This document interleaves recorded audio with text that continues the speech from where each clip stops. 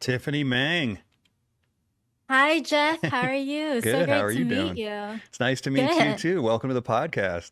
Yeah, thank you so much for having me on. It's an honor because I know you have so many big names and it's just amazing. Like you had Odd Nearjum and so many people that I know as well. And so it's just really cool to be on this Oh, well, podcast. So thanks. I thank you. appreciate that. Yeah. Well, it's my honor to have you because your work is incredible. Oh, And thank I've you been a so fan for much. a while.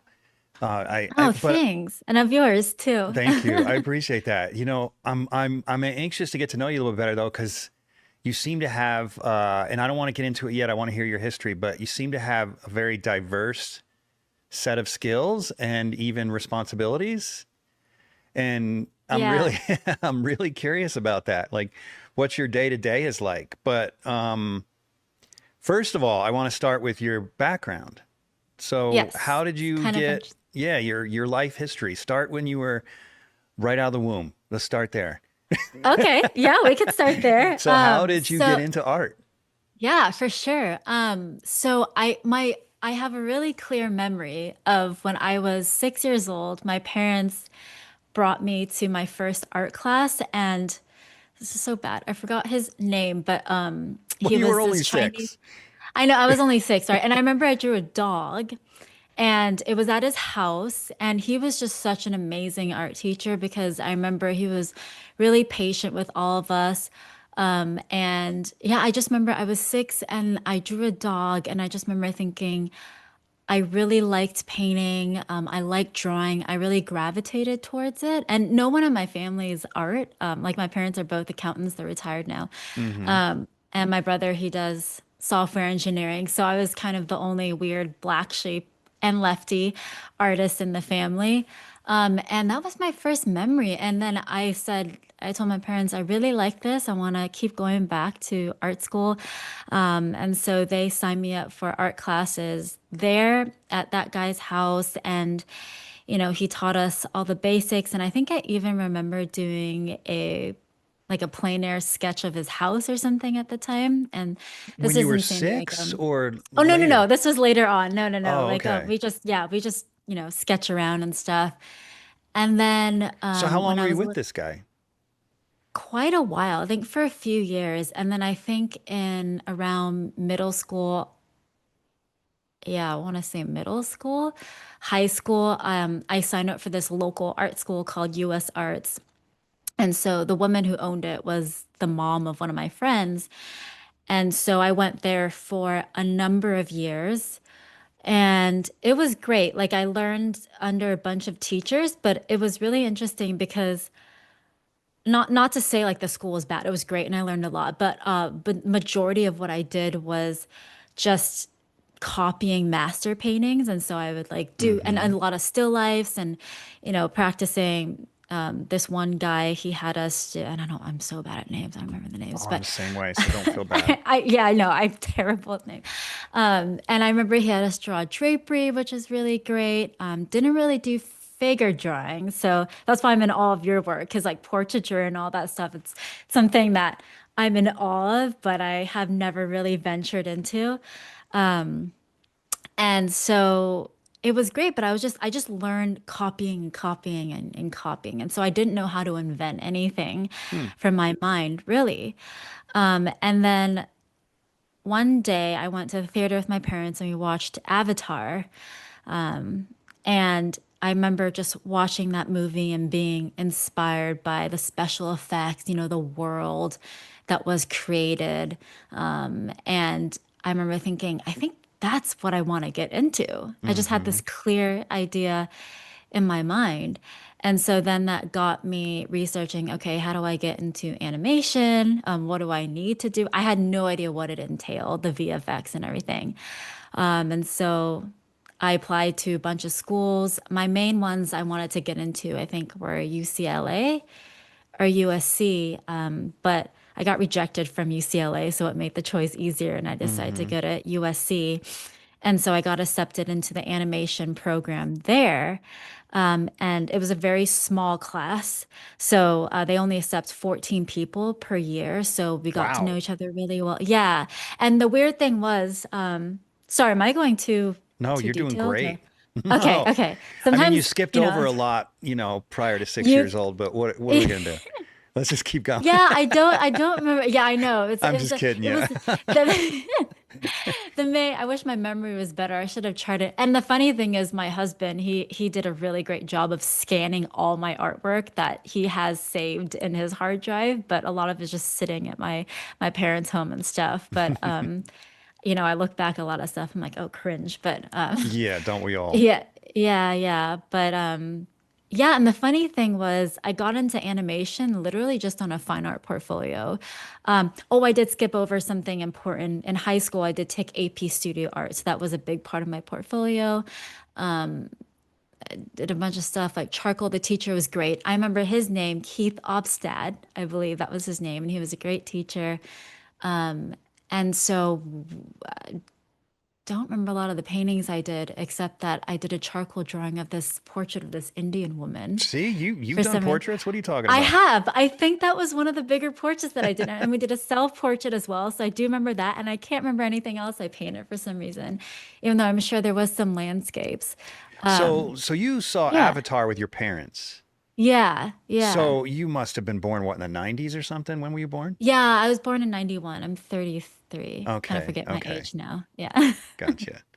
All right, go Yeah. ahead. I didn't mean to cut you off. No, you're good. Um, Yeah, so I didn't think I would get in because I didn't have any animation. Like I wasn't one of those people who was, creating flip books and, you know, animating on Flash or, I didn't know anything about animation really. I just kind of wanted to apply and see if I got in, but I got in and then that's a whole other story from there. We can get into that as well. Well, let's keep Um, going. Is that yeah. what you do besides gouache painting? Because I Yeah. follow your gouache stuff. Yeah. And It's so is that kind what of you do full interesting. time is animation? So the thing is, I got into the animation program at USC, and so the first year we did have a figure drawing class. So we were doing like life drawing, which was really fun. But then after that, that was it. Like I didn't Mm-hmm. have any painting classes outside of that. And actually, it is really interesting now that I think about it. So then, so then we were doing flip books and stuff. The first year, I was like, oh, this is really cool. But then I kept thinking, is there more to this? Because I realized I um I didn't really want to be an animator. So in animation, there are the animators and they animate the characters and everything, and that is amazing. I realized I wanted to do more of the art side of it where I'm creating concept art, like blue Mm-hmm. sky images, what David Dibble did. Mm-hmm. Um, yeah, so him and I kind of have a similar background that way. Um, and but I had no idea how to get there. And so it wasn't until I actually went to a Disney Inspire Day at Disney where they had this 1 day program and I guess our chair was like for the animation program, they're like, "Hey, do some of you guys want to go?" And I was like, "Oh yeah, I'm in. I want to go." So I went to Disney Inspire Day, and that's when I met all these artists at Disney. And they're like, yeah, we do this for a living. We paint images and we pitch them to the art director and the production designer and things get greenlit that way. And that opened up a whole new world for me. Like I had no idea that existed. Hmm. And so from then on, I think maybe sophomore year, junior year, I was taking classes outside of USC and at Concept Design Academy. And I had not done digital painting before, so I taught myself digital painting. Sucked in college, like really, really sucked. And I had to learn that myself with a Wacom tablet and everything. And then one of the artists at Disney Inspire Day, he did plein air painting, and so that was my first introduction to plein air painting where I was like, oh, what is plein air painting? You can paint outside? No idea. Like I had done it maybe once with my first teacher that I mentioned. And then when I went to US Arts, it was just always painting indoors, copying from photos and all that. Mm-hmm. So I really had no idea what plein air painting was. So that got me introduced to that. And then I realized because I didn't really want to be an animator anymore, even though I was going to a very expensive school for animation and they didn't have any concept design classes or anything like that. I was taking these supplemental classes, driving in LA, which sucks, to these night classes in Pasadena and stuff. And so I remember I signed up for this class by James Pake, and he's a really famous concept designer in the games world and animation. And him and his partner, John Park, well, they run the school together called Brainstorm. And so he was teaching at Concept Design Academy. And I was like, that's what I need to take because he teaches digital painting. And I just thought I need to take classes with digital painting and, Well, how'd you find this get guy? better at that. How'd you even hear about him? Yeah, it was just I guess through Instagram. So kind of I guess when you enter into the animation world, you slowly network, get to know these people. There's lots of parallels to fine art, which is what I find really interesting. So, now I kind of describe myself as an artist straddling the fine art world and animation world because yeah, I do work full time in animation and we can get into that later as a viz dev artist. Hmm. And I'm curious if I'm the first kind of more like viz dev artist I that think you you've might be. yeah, I mean, the because I'm next like, closest you've wow. already mentioned would be David Dibble, but he's retired from Right. it. Yeah. Exactly. Or And I'm maybe, kind of Mike Hernandez worked in it for a few years, but now he stopped that. I know, and he's gone full time into teaching and yeah, and then John fine art. Burton, isn't he? John Burton, he's flipped. So he was in fine art and then now he so we kind of and then when I Yeah. was met him, he was a funny story when I met him and Carmel with Mike Hernandez, he was telling me he's like, I think I'm going to transition into animation and for me I had just graduated college and I remember thinking, "Oh wow, like I really looked up to him and his artwork, and I was like, "Oh, that's interesting. Like he's transitioning." And I was just kind of struggling, like, do I want to go full time into fine art? Do I want to go into animation? Because I love both. I love both Hmm. worlds. But we can definitely talk about that definitely later because there's so many intersections with people you've interviewed and Hmm. stuff like that. But yeah, the point I wanted to make was the funny story was I signed up for his class, flat out sucked because I didn't know anything about composition, didn't know anything about design, really didn't know anything about what it entailed to create a concept piece for animation and such like that. And what were you doing exactly when you were in his class? Were you doing digital art? Yeah, I was doing digital painting, and I think he would kind of give us, I can't remember the curriculum of the class, but he would I think, give us a prompt and walk us through and we create thumbnails. Honestly, I can't Well, remember. like I on an just know our iPad work or sucked. something, or Yeah, so we would paint on Photoshop. That's pretty much the industry standard. okay, And then I had a Wacom tablet at that time. Now I work on a Cintiq, so you draw directly on the screen. right. But back then I invested in a Wacom tablet. And so, you would draw on the tablet and it would reflect on the screen. Um, and so, yeah, that's how the artists in the animation world create their artwork Hmm. and yeah, I remember that class was really eye-opening, but I remember I had a lot to learn. And then my mom, and I credit this all to her because I was telling her this is the class I'm going to take and she said she knows nothing really about art and she said, "I think you should take this class." And she pointed to this landscape painting class. And back then it was taught by Leighton Hickman, who was a VisDev artist at DreamWorks, but also did a lot of plein air painting. And so I said, Mama, you don't know what you're talking about. Like, I want to be a viz dev. I really straight up told her, I was like, I want to be an artist in animation. They don't traditionally paint, Mom. You need to learn digital painting. She's like, yeah, but I'm looking at your portfolio and I feel like you don't really have a lot of, like, your foundational skills need to be better. Yeah, I was like, Mom, you don't know anything about painting. Like, how he said, How she old were knew what you at she this was point? talking. Gosh, I was a sophomore in college, so I don't know, like 19, 20. Yeah, Oh probably something man, like that. And I'm how'd you I'm take it? pretty. I was, I think I remember being a little bit, what's the word, defensive, because I kind of pushed back. I was Yeah. like, no, you don't know what you're talking about. I think I said something, maybe I said something along the lines of like, okay, if you'll pay for it, I'll take it, which is really bad. I kind of I'm embarrassed to say You might that. as well play your Yeah, hand a yeah, little bit, right? exactly, Well, that exactly. sort of relates to a question I was thinking about Yeah. when you were talking. So when you went to this gentleman who taught you how to draw digitally, when you started with him and you realized you had, as you put it, a lot to learn, how did that, how did you feel about that? Did that break your confidence? Did it motivate you? Like, where were you mentally when you all of a sudden realized, oh crap, I'm not so good? That's a really great question.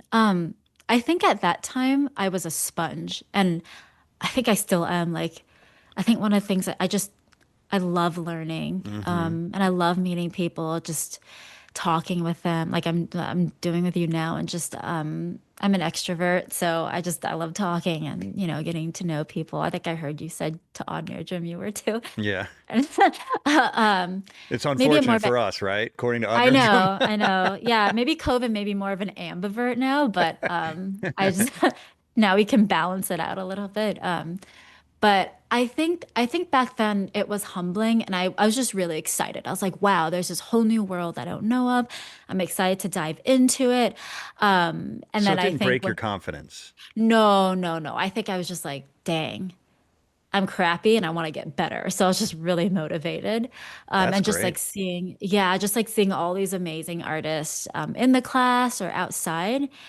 It was just honestly really inspiring. And so I just was just even those late night drives, LA traffic, or maybe you don't, but it's awful, which is why I don't live there anymore. Yeah. I'm in Washington, but just driving after school, an hour there, an hour back, it was all worth it. I remember I just loved it. And I loved being in an in-person class because I think I focus a lot more in in-person class and just being with other people, being able to ask the instructor questions, like that was all gold for me. So it was really just a lot of fun during that time. Hmm. Yeah. Hmm. Yeah. Yeah, I always find Um, that interesting because I feel like there are a lot of people that I've met over the years who, when confronted with the reality that that they're not good at the thing that they want to be good at, their reaction is to just decide, well, I guess I'm not cut out for this and turn around and walk away. no, that's why I tell students, like, don't do that. You got to push harder. Yeah. Yeah. Yeah. It's like I think Richard Schmidt, he said in his book, and that always rang with me because sometimes, you hit a wall in painting. Mm-hmm. And then the thing is to, throw up your brush and be like, oh, I'm not cut out for this, or maybe I'm not there yet. But I think he said in his book, I can't remember, maybe it was Alla Prima or something, but it's always goes back to one of those things that might be a composition issue, a value issue or something, but it's your job to figure that out and dig deep. And I always kind of remember that. And that's something Hmm. I tell students as well. So it is easy though. It is easy to say that. And sometimes it feels good or not so good in a weird, I don't know, in a weird way, but I have to push through. I guess it's just part of who I Yeah. am. Yeah. Yeah. So you realized you're taking this class and you realize that you're not as good as you might have thought, right? And then Yeah. your mom Yeah. says this to you around the same time, I'm assuming. Yeah. Yeah. So, She and said that. I should still that didn't break your confidence. No, no. I said, you know what? You're right. Okay. Yeah. I'll sign up for this. And I signed up. I was like, more maybe to appease her. And the funny thing is, oh man, I fell in love. That was a class that got me in love with plein air. And it was Hmm. just this game changer. So, mom, if you're listening, I've told her I owe it all to her because if she hadn't said that to me, I honestly don't think I even would have considered a plein air class because it just wasn't on my radar at the time. But Hmm. taking that one class completely changed my trajectory for, my scope, kind of similar to Mark Anderson. Like I didn't know what plein air was until I saw people doing it. I was like, this is a thing. And Hmm. I did oil painting and I was lugging around Wait. this Mark easel. Anderson. Am I missing something? Should I know who that Yeah, is? yeah, because when I met him recently at Door County because we're both in Door County for the plein air festival. And I was talking to him Did I interview and Mark Anderson? yeah, he did. Yeah, Oh my yeah. gosh. I'm up to almost 150. I can't remember. Yeah, yeah, yeah, you Oh, did. I was Mark just like, Anderson. Oh my gosh. Mark yeah, Anderson. If you're listening, I'm yeah. so sorry. I remember now. No, no, no, you're good. Trust me. I'm It's just one of those common names, and it just sort of went. I don't know. yeah, Anyway, no, yeah, I'm I the remember same. now. Okay. That he did caricature and then he kind of, didn't know what plein air painting was until he saw people doing it at Door County and then realized that you could do a thing out of this. Mm-hmm. So it's kind of the same for me because I just talked to him recently and at Door Counties and I remember I didn't know that about him either. And so it was the same for me. And I just fell in love. Like I can't even tell you. Just I was just so happy lugging around this French easel and just painting with people. And after that, it just got the plein air bug. I couldn't stop after that. And that just opened up a whole new world of talking to new people and plein air painting. Um, my senior year, when I interned at DreamWorks, I met Mike Hernandez because he was working there. So wait, so And wait a so minute. Mike So if you're Hernandez, you know, if you're addicted to plein air painting now, why did you keep moving forward into animation? Man, do I have good news for all of you guys. We are now being sponsored by Winsor Newton. That's right, Winsor Newton, the Winsor Newton. You're probably asking yourselves, how is this good for us? I'll tell you why it's good for you, because you freaking love this podcast. And if it's good for me as the host, it's good for you because I can keep bringing you more and more episodes with their generous funding. So you're welcome from them and from me. So if you haven't heard of Winsor Newton, you're kind of living under a rock because they've been around forever. Let me show you something. You see these two old farts right here? They founded Winsor Newton back in 1832. That's like 50 years younger than the United States of America. Now, I realize for all of you Asians and Europeans and Africans and so on, that's nothing to you guys. But to us, that's freaking old.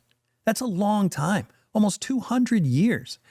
Now, if a company that sells art supplies has been doing it for almost 200 years, you'd think they know what they're doing, and they do. And I know they do because my entire studio is full of Winsor Newton art supplies, from ink to papers to charcoal to pencils to mediums, everything. And recently, one of my guests highly recommended their watercolors, and I'm hoping to start watercolors soon. And of course, I'm going to go to them.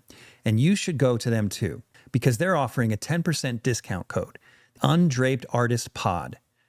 Undraped Artist Pod. You type that in, you'll get 10% off anything you order off their website, windsornewton.com. Send them a message that you love this podcast and that we're worth investing in by using this discount code and ordering with it. Undraped Artist Pod at windsornewton.com. Go buy some art supplies. Discount code only good for 30 days from the time of this ad.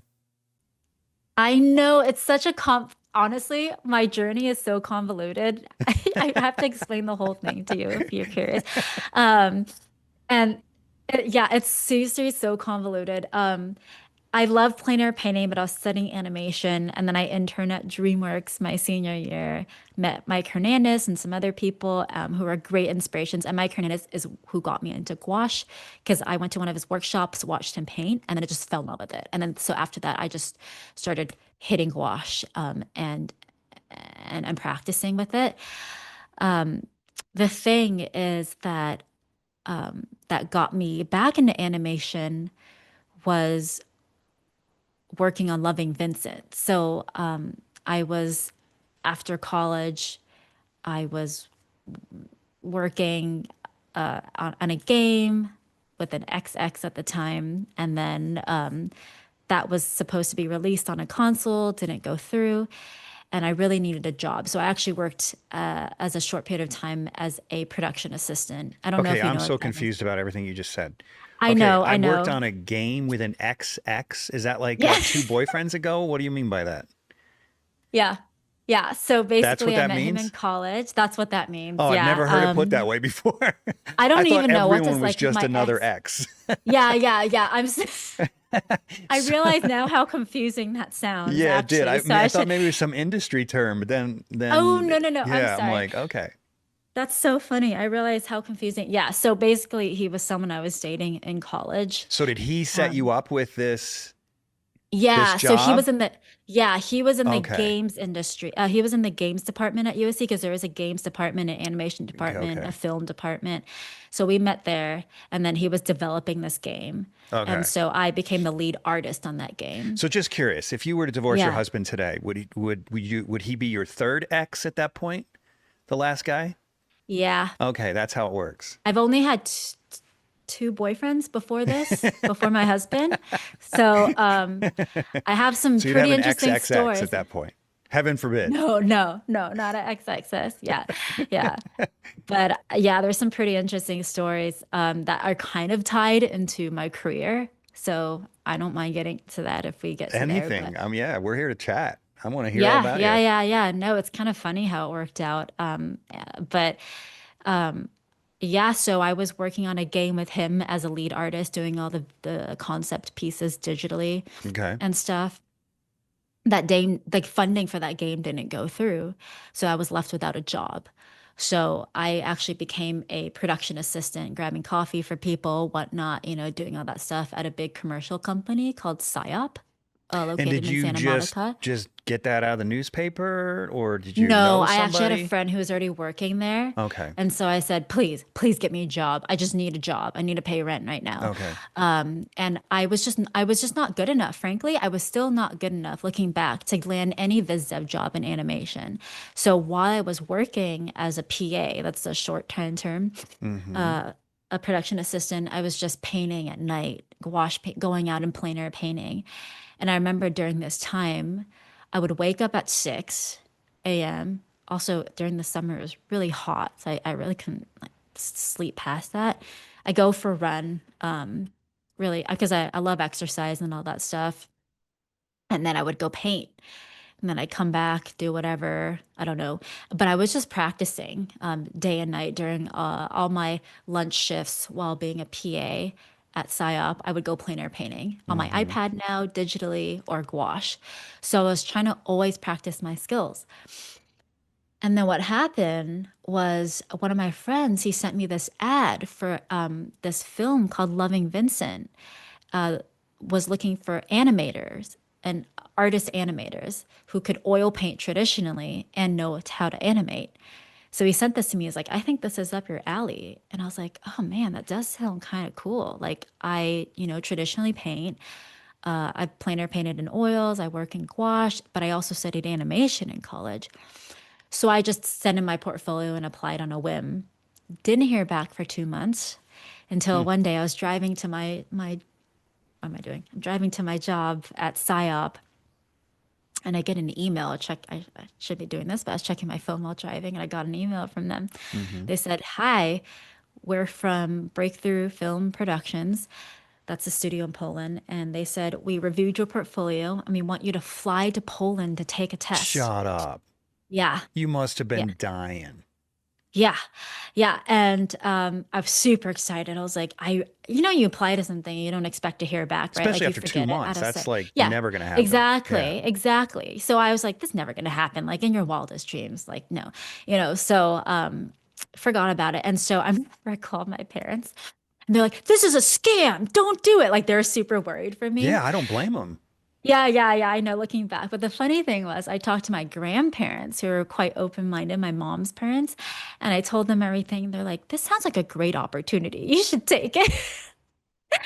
And so and it was just really funny. Did you do Um, anything to confirm the legitimacy of it, or yeah, so I reached out to them, I talked to them, okay? and then I think I researched the company and everything, and so I was able, to talk to a real person and stuff, and they were able to confirm like they were, because back then I think they already released the concept trailer for it, and so I knew that there was something in production and things like that. Mm-hmm.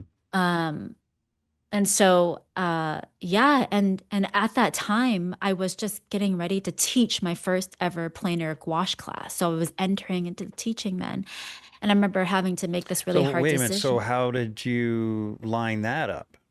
Yeah, yeah, yeah. So I was going to teach at Society of Illustrators, Okay. um, and I can't remember. I was just I guess I just reached out to them, and they're like, yeah, we'd love you to teach. Okay. But then I got called to take this test in Poland. So I remember thinking, this is my first ever gig in teaching. Like, do I want to give this up and go to Poland? But potentially that might not work out, and they might reject me because it's just a test. It's not like they're accepting me. Like they want me to fly to take a test, and they could reject me. Were they And I paying for the thought, flight? no, I can't Oh, remember. dude, that is a Yeah, I don't, sacrifice. yeah, it is. I got a one-way ticket. Kind of sounds like a reality show now that I'm talking It about it, really but it's all does. true. Why a one-way ticket? You were hoping they'd hire you on the spot? I guess so. Yeah, I don't know. I bought like a small luggage and stuff. Maybe it was cheaper. I don't really know. Hmm. I guess I was hoping they'd hire me on the spot. Yeah. So Um, you were ready to I was, move to Poland. You're like, see you, mom, dad. I may not be back. yeah, I was pretty much ready. Huh. And I thought to myself, I talked to a few people and I remember thinking, if I don't take this chance to just at least see if I could pass the test, I think I'll regret it for the rest of my life. Yeah. And I think I just have to try this. So yeah, I got a one-way ticket. I flew to Gdansk, Poland. I still remember landing that day, walking by myself into the old town of Gdansk. I still remember it to this day. Like it was just How old were thrilling. you? Like 23? Oh, you're Yeah, something young. like that. Jeez. Yeah, I was 23. Yeah. So it was just the perfect time at that Mm-hmm. time to do anything because, well, I was still with my ex at that time. So Mm-hmm. yeah, I don't know how else to say two boyfriends ago, three, whatever. Yeah. Doesn't matter. Not important now. And so, he was like, yeah, go for it, and he was supportive. And so I flew there and I still remember walking through the old town. It was gorgeous. Just being able to sit and eat lunch and just look at, the town life going around. So I got there early and then went into the studio, a couple days later, take the test. There's six of us.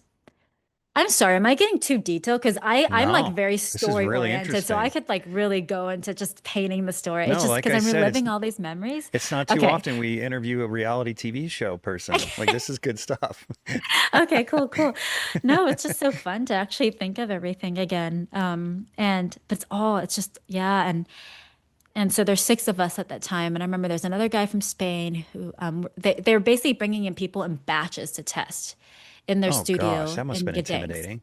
It was. It really was. And so what they did was they transformed this empty warehouse into painting cubicles. So it Oh was an my empty gosh, I would have warehouse hated and this. yeah, it was like very makeshift. Yeah. And so I think there's another girl from Serbia and a couple other people I can't remember. And so basically I thought they're going to bring you into this orientation and be like, here's, about Van Gogh. I had read books about him to prep for this before. Here's some tips on how to paint in his style, blah, blah, blah. And it was none of that. It was like, hey guys, here's your painting cubicle. Here's the colors. Here's the scene you're going to paint. In a photo? Good From a luck. photo? Yeah. So basically, they all had us animate the same scene. Wait, animate, not animate, paint. Did you? Yeah, so how this film works is it's the world's first oil painted film. Right. So basically you're painting actual oil paintings on 12 frames a second. So basically what happens is you paint an oil painting, it's about 3 feet big. Right. You take two pictures, scrape it off, and then paint the next frame. So it's basically how traditional animation works, but with live oil paints. Like how Yeah, but here you were only doing one frame, correct? No, they had us have to do 6 frames, which is not even a second, but just a minimum of 6 frames. Was it on So, six canvases or was someone there to approve no, each frame? yeah, someone had to be there to approve each frame, not on 6 canvases. So after they approve it, Did they photograph then each frame? yeah, so we do that. So they showed us a mechanism. Drag and frame is the program Oh, used this is to take wild. pictures. Yeah. So I had learned this in animation, and the first year when we were doing flip books, that's essentially what you do, right? You Yeah. draw the flip book, you can flip it to get an animated essence, but to really get a movie, you take a picture of each index card, right? And we were Right. drawing on these index cards. So it's kind of like that, except you're oil painting. So you're oil painting and you're taking two pictures of that oil painting because 24 frames per second is just frankly quite a lot of oil paintings, right? Like that's way too Oh, so you're much. splitting it in half? Exactly, splitting in half. Hmm. Is that the way the whole And movie was made? yeah, Half the yeah, 12 frames? frames. Hmm. Yeah, 12 frames instead of 24 Hmm. frames per second. 24 frames is the standard. And so different from how Disney used to do it. So Walt Disney, he would do multiplane, right? So Yeah. basically the background would be on one cellophane, one sheet, and then he built this whole system where the midground would be on another plane, and then the characters would be on another plane, so everything would move independently, and you could Mm-hmm. parallax. With this film, everything was painted on one canvas. So you painted the background, just think of it like a painting, right? Like a painting on canvas. And so if you had to animate the character separate from the background, you would have to be very careful to scrape off just the character and not touch the background. Whoa, whoa, whoa, whoa. I'm confused. So the Okay, yeah, no, character, is this when in making the film or in the test, first of all? um Are you uh considering the character in the test, or are you just focused on the landscape? the test had characters, so we had to animate the characters. They wanted to see if we could animate characters. So you would have to do a painting of landscape. That's what I'm picturing. I don't know why I'm picturing that. Or Oh, no, no, no. In this particular test, it was a very simple test of just the main character oh, doing a movement. But in later scenes, when I got accepted, there were some scenes where, you might do a wide shot of a character walking through a landscape or something. So it all depends on the shot. so But how in would this, you know when you're doing the movie? How would you know yeah. exactly where the character is going to land? So this is that's a great question. The whole film was actually filmed in live action before us artists got brought in. Wait a So minute, we're like with claymation kind of thing, or with no, people? with real actors, with real Are actors. you serious? Yeah. So then we would follow that kind of like, are you familiar with rotoscoping? It was kind of like No, rotoscoping. I'm So we not. would, What's that? so rotoscoping is basically when you're using live, I don't even think I might explain this correctly, but it's basically when you have live action reference and then you're drawing on top of that live action reference and animating, kind of like tracing. Yeah. Um, and so you get the proportions correctly. Okay. So with this film, what would happen is they filmed all the scenes, so they got the angles and everything. Everything was basically figured out from storyboard to live action. And then us artists, oil painters came in and they would basically turn the footage black and white. And so we all we really needed was the proportions and the outline, right? And then So you'd paint the oil painting right to the outline of the figure. yeah, everything. In fact, I wonder if on my site later on, I think I have some pictures of me in my studio, and if not, I could dig up Hold on, some. let's just look real quick. I don't wanna... Yeah, yeah, yeah. I can't remember what I have. I have my site pulled up as well. Okay, It would let's be under see. commercial work, Okay. Loving Vincent. Yeah, I have one picture of me Is this painting. you? Yeah, that's me. I had short hair. Holy cow, you look so different with short hair. That's I wild. know. Okay, so this is it. So this is one of the paintings you were working on. Yeah, yeah. So you can see that I have part of him scraped off because I'm in the middle of, painting a frame. Mm-hmm. And you can see all my colors are being mixed. We had to mix our own colors. And that screen up top is basically that's like the screen, like a screen for reference, if we have any reference pulled up, and to see live action, like to see in real time how our painting looks. Hmm. And then what's off screen that you can't see is a camera on the ceiling. So when we're done painting, I make sure I'm not blocking the canvas, and then that camera up top will take a picture of my frame. And That's then amazing. So yeah, they really were trying to get this done efficiently. yeah, yeah, Hmm. yes, yeah. So we didn't have to make up, characters or anything. Like they had casted the characters already, and so all those other paintings that you see, those are unfortunately we can't. Like they wouldn't let us put the actual animation on our site, even though I might just do it, to be honest. I don't know. I don't think they would like come after me. But basically all those other images you see on my site, those are like the end frame because that's the only thing that's kept because we're painting on the same canvas. Oh, so So the final the frame. final, yeah, the final frame of that scene. No So you can joke. see. Yeah, so that one was one of the last shots I did. Actually, it's towards the end of the film, and he's just kind of doing some movement. This guy, like, he walks off screen, so I have to scrape off for every other frame, scrape off, repaint him, and then it just Oh, looks like I he's. get it now. Yeah, Okay. So yeah, so that yeah. way you don't you're maintaining the landscape and just moving Mm-hmm. him. Mm-hmm. Do Mm-hmm. you I haven't seen the movie, which is All incredibly good. Yeah. embarrassing. because No, it's it's fine. really A lot of famous. people. But did you do anything to the bushes and stuff from frame to frame in order to make it feel like it's got some natural sort of Yeah, movement, or was it pretty static when you're moving the that's figure a through? great question. That's where animation knowledge comes in. So if you move, right, if you have too many brushstrokes every frame, it looks jittery, right? Mm. So as an animator, you have to know how much to touch the background. Like if it's not supposed to move and you accidentally scrape off the background, it doesn't look good because then you have Mm. to repaint it and then for a couple frames you catch the movement, you know. Oh, Yeah. geez. So sometimes if we messed up, the director would delete our frames and then we'd have to start over. That didn't happen to me, but it happened to some people. Oh, geez. Yeah, it's brutal. Because we're not painting the background on a separate canvas. You know, everything's on one canvas, right? So you have to be very careful of where you're scraping. Now, with frames that have a lot of movement, like some artists there, like for example, if there's like imagine in live action if the camera's like sweeping across, right? And it's Yeah. like, you know, psh, that's actually easier in a way because then you can be more free and scraping off and repainting because then you get that whirl of movement, right? Mm-hmm. So those frames can be quite fun because you're scraping off a lot of your canvas and then repainting these gestural broad brushstrokes versus something like this, if it's just the character moving off, but the background isn't supposed to move, like the wall isn't supposed to move, right? So if there's a flicker on the wall, that would look kind of weird. And that's fixed in post-production.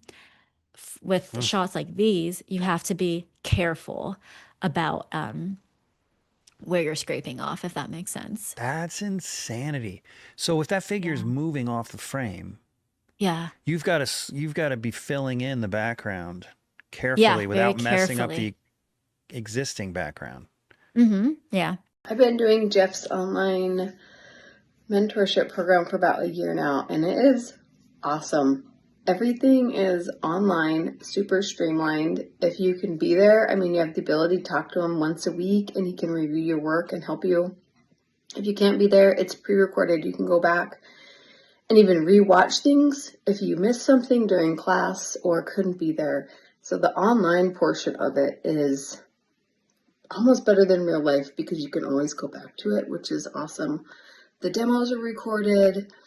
It's just like all available whenever you need it. And I'm a stay-at-home mom of 4 and my time is limited and it's also very interrupted. And so to be able to go back has been clutch for me. And you get to work with Jeff HEIN, who's awesome. He's tough. The assignments are simple, but difficult, and they're difficult to make us all better. And he's able to give us these assignments, coach us through it, help us stay excited to progress. And so it's just been a great experience. I am so grateful that he has been willing to take time away from his own art to offer all of us to have it. So if you're thinking about doing it, it's amazing. To learn more about how you could have me as a personal mentor, check out the link to HEINatelier.com in the show notes or video description.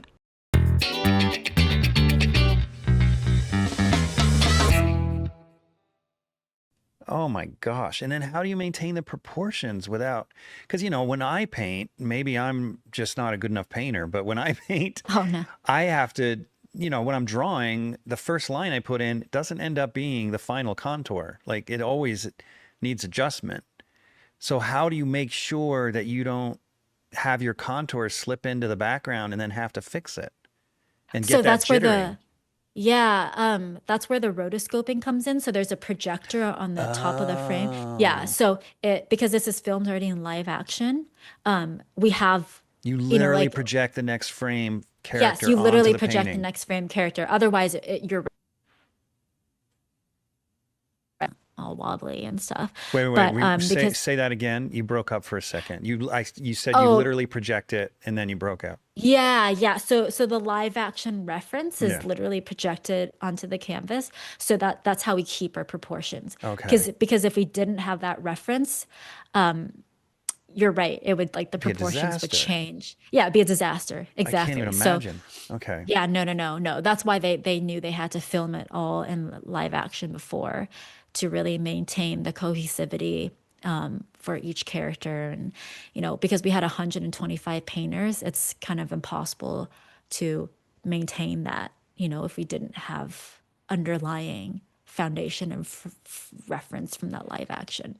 So did they try and get you guys to paint like each other, or did they arrange you in such a Yeah. way? They did. It wasn't so much like each other, but it was more like in the style of Van Gogh. So that's why in the test that I flew in for, that's what they're kind of trying to see, if you could paint in the style of Van Gogh without having much guidance, because they frankly didn't have time to like train people extensively, and if you knew how to animate. So they were bringing people out of our group personally. It was quite crazy. Polish people, Eastern, very blunt. Yeah, you're people are quite. One girl, she didn't pass it, and they just told her in front of all of us. It was so awkward. It's like, sorry, you didn't pass. Everyone else, you passed. Thank you. Oh, That was ouch. it. Yeah, ouch. Yeah, and so and so then I was like, okay, I'm staying in Poland. So I lived in Poland for So six you never months. came home. You were inspired to buy that one-way ticket. Yeah, That's yeah, awesome. never came home because after that they just accepted you into production. And then we had a choice whether to stay in Gdansk, which is where the main studio was. They had another studio in Athens, Greece, and then another one in Wrocław, which I'm totally pronouncing wrong, but another city in Poland. So you could choose between those three locations. And I talked to a few people, and they said, don't go to Athens. It's really hot in the summer. You're going to be Mhm. melting. So I chose to stay in Gdansk, Poland. And that's where most of the artists were. Yeah. Wow. And you said it was Yeah. 6 months? Yeah, I was there for 6 months. Yeah, it was amazing experience. It was life changing. I tell everyone it was this working on this Hmm. production alone is what got me back into fine art. So it's like my journey is so not linear, because if it wasn't for this, I think my journey would have been completely different. But it's because of this experience and being surrounded by so many awesome fine artists, Mm-hmm. it just inspired me to tap back into that. So Hmm. after working there, I went on a backpacking trip with my ex. Sorry.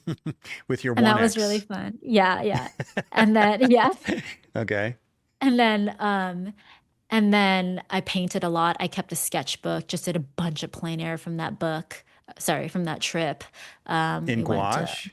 in Gouache, yeah. We went to Poland, Switzerland, Prague, France, Wow. England, and just kind of went like this, and that was awesome. And then I came back, and that's when I joined with a couple of friends, and we rented a studio, and that's how I kind of got into the whole world of learning what it takes to get into galleries, enter into gallery shows, and all that stuff. And that's when I started teaching because I needed to make money, and I wasn't well known at the time, and I was living at my parents' place in San Diego, and I was like, how do I make money? I guess I'm going to try my hand at teaching. And so I reached out to anyone and anywhere. I reached out to art supply stores and said, hey, can I teach in the back of your art supply? Can I hold a workshop, at your art supply store? And that's how I got into teaching and built up my name from that.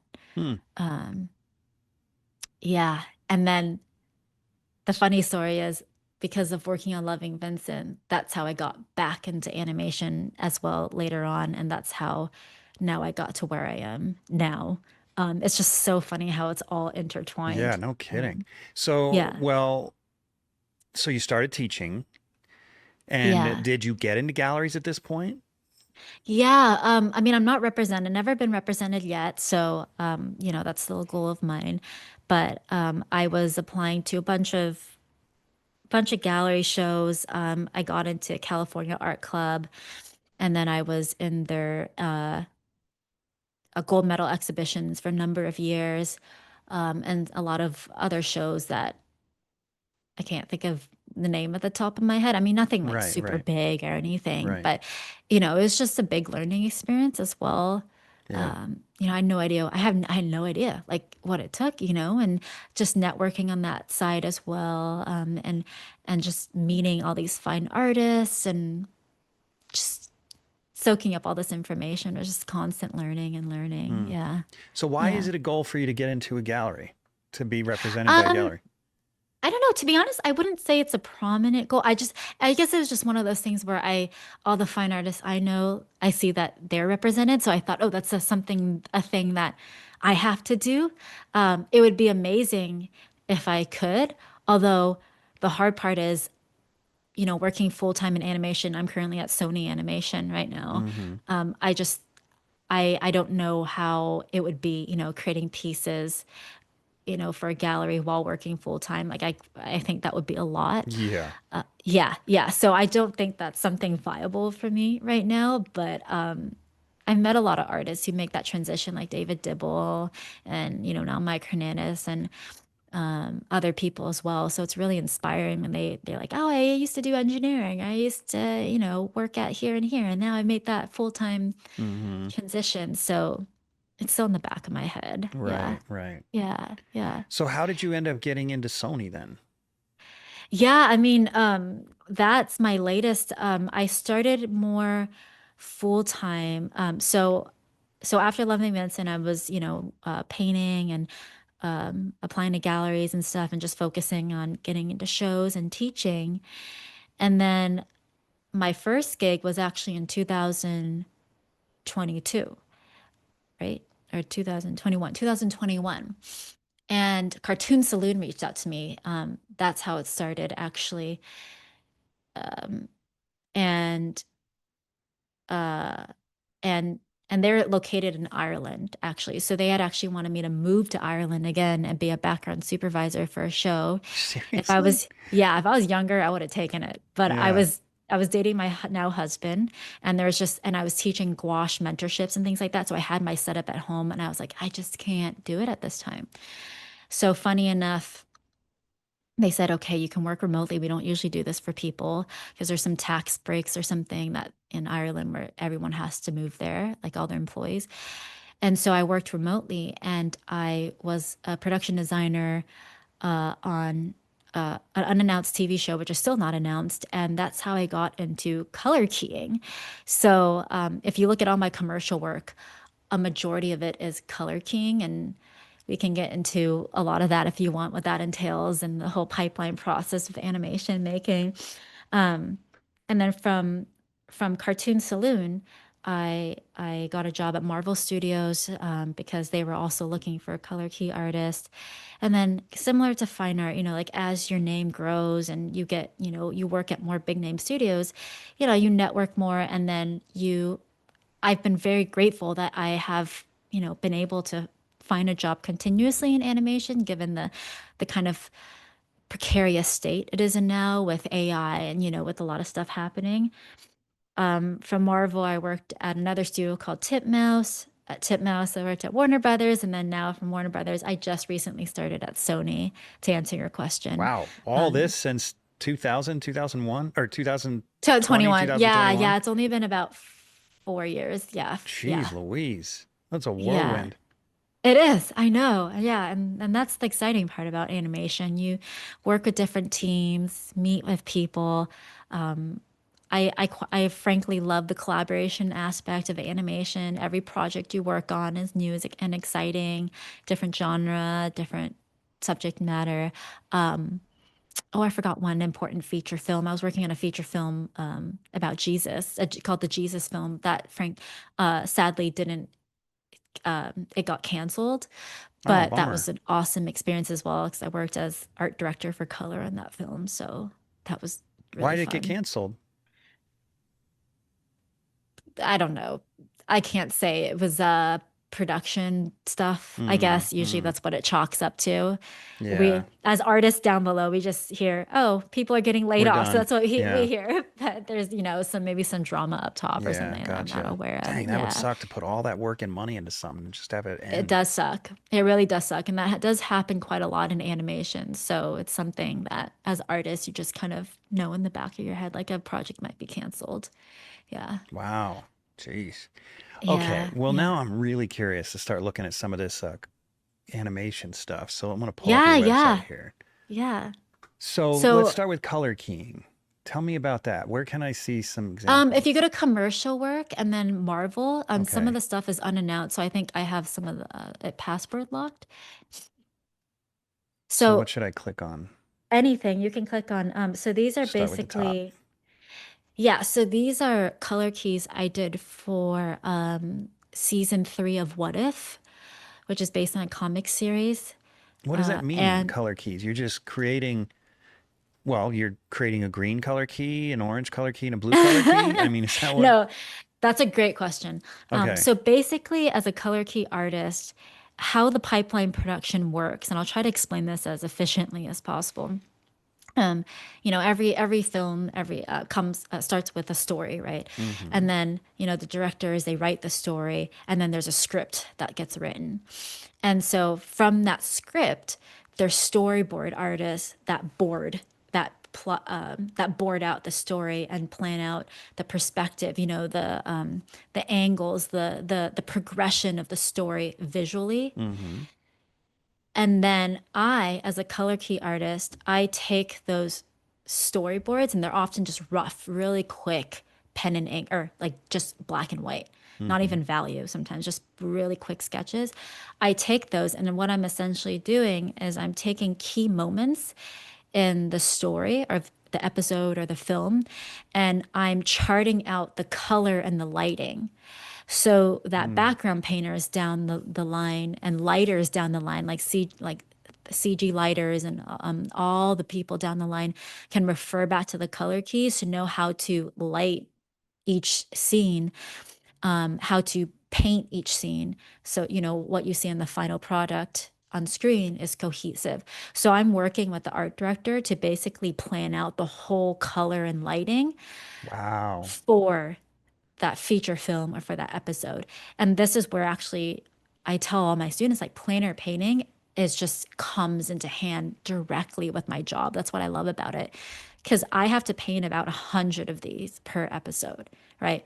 Like 100. Wow. Like I'm basically, my first test they had me essentially do at Marvel, I painted 125 or 150, I can't remember, for one episode. Basically, just how does this sequence look like? Okay, this sequence is now in an interior lab. How does the interior lighting of a lab look like, right? Is it mysterious? Is it dark? Is it top lighting? So, me as a color key artist, I have to figure that out. Is it back lighting? Is it front lighting? I have to And it's figure all that from out. imagination? Yeah, yeah. Wow. Yeah. So that's why for me, my homework, which is fun, like I obviously constantly going out and planar painting. Like David Dibble once said, you can't invent anything that you don't understand, right? So Mm-hmm. planar painting, understanding how lighting works from life, from all these different scenarios, from sunset to sunrise to, moody, overcast, that comes into play. And then how do I cinematically, Cinematic. I couldn't find the word either. cinematically enhance that, Yeah. to really tell the story and push the story. So that's where studying cinema comes into play, right? Watching films, doing film studies comes into play. That's why I love Wow. my job. Like, I really love my job because of that. Um, so that's Boy, essentially what that a is color key artist is. awesome. That's really impressive. It's fun, man. It's really fun. So this was a specific sequence. Basically, I'm not even going to explain this correctly because I'm not a Marvel geek. And I worked on this, but basically, the two this is embarrassing. Can you kind of cut this out? No, this is too good. I forgot the names of all the characters.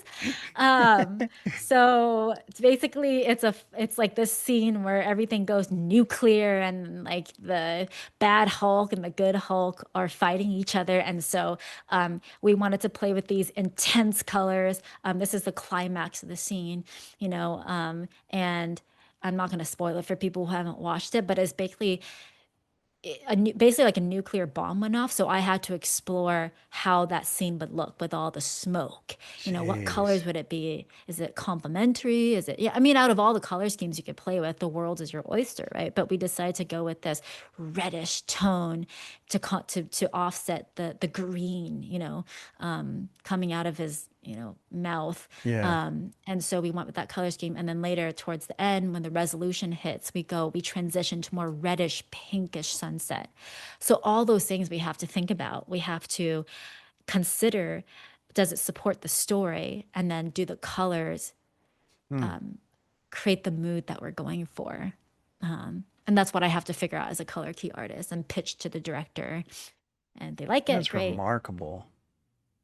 Yeah, it's so fun. It's really fun, really. Man, I want to learn how to do this stuff. I would help my multi-figure painting something. This episode is brought to you in part by Rosemary Brushes. If you're one of my listeners who's a professional artist, you're already using Rosemary brushes. But for the rest of you, come on. Take your work a little more seriously.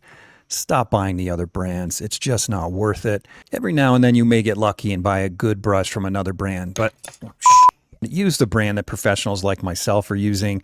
Go to rosemaryandco.com, link in the description or the show notes, and get yourself some quality brushes before your next painting.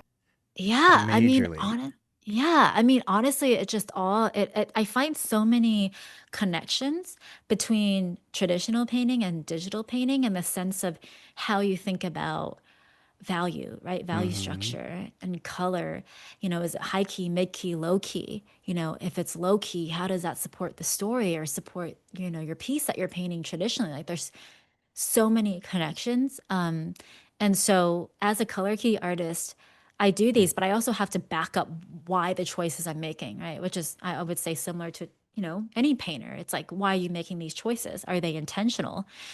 And so when I'm pitching these, I have to go, yeah, here are some options. I think this option might work better for this and this reason, because it might contrast with the scene before. It creates, maybe a relief from the scene before, et cetera, et cetera. And so it's all about making these intentional decisions that you can pitch it back up. Yeah. So you had mentioned earlier you do mentorships. Are you still doing I that? do. Yeah, I still Do do. you I teach love this sort of teaching. thing? I do. I actually have a color scripting mentorship coming up at Sentient Academy. So I teach my color scripting No mentorship kidding. there. Yeah. And so I teach students how to do this. I start from the fundamentals of, how to break up lighting from a cinema point of view, like how to use key lighting, backlighting, fill lighting, which I'm curious if you think about as a portrait painter, like like a key source of light, and then maybe like a backlit. I noticed in some of your Oh yeah, look paintings, at like me right now.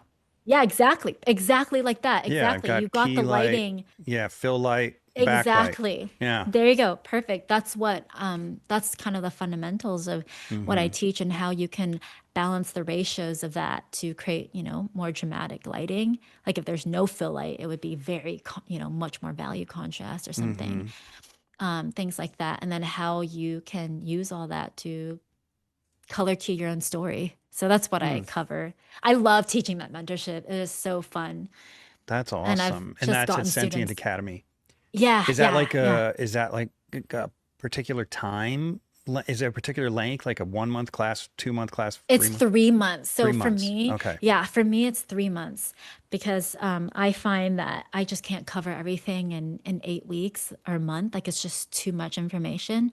So I like to focus the first month on fundamentals, the second month and the third month, I cover everything from color keying to doing lighting breakdowns to teaching you how to basically present everything in a way where you would present it in a real life scenario if you're working in an Mm-hmm. animation studio. And so students come out with some remarkable results. Like some of them, they color key their own story that I work with them. But then if they don't feel confident enough for that, a fun project that one of my former students actually pitched to me and came up with that I thought was a great idea was reverse engineering a black and white film. So like a film noir film or a film like Casablanca or something that was black Mm-hmm. and white. How would you re-envision this film in color? So they'll take screenshots of that film and paint a sequence out. Yeah. Wow, that's amazing. You know what? I'm curious. Yeah, Let's ask look this away. up here really quick. Yeah. I'm sure you have ads or something on Sentient Academy. I think if you just type in Sentient Academy, or maybe if you want, I can send you the link or Sentient Academy. I Well, have the let's see. direct link. Um, if you go to mentorship, I'm honestly not sure.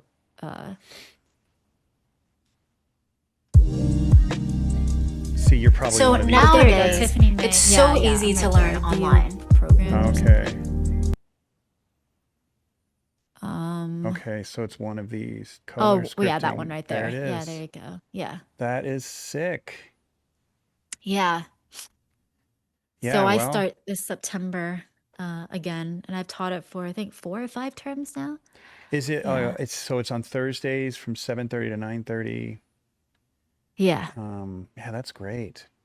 Yeah. What an Yeah. awesome resource for people.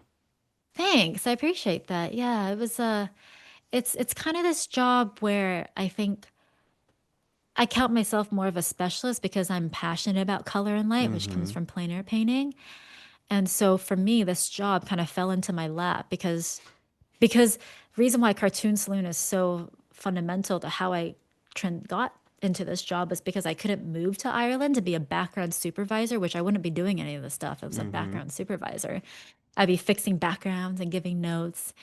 And, obviously it'd be more of a managerial role more than a painting role. But because I couldn't move to Ireland, they're like, okay, we'll have you do color keys from abroad. And that's when I first learned about color keying. And I'm like, I love this. This is a thing.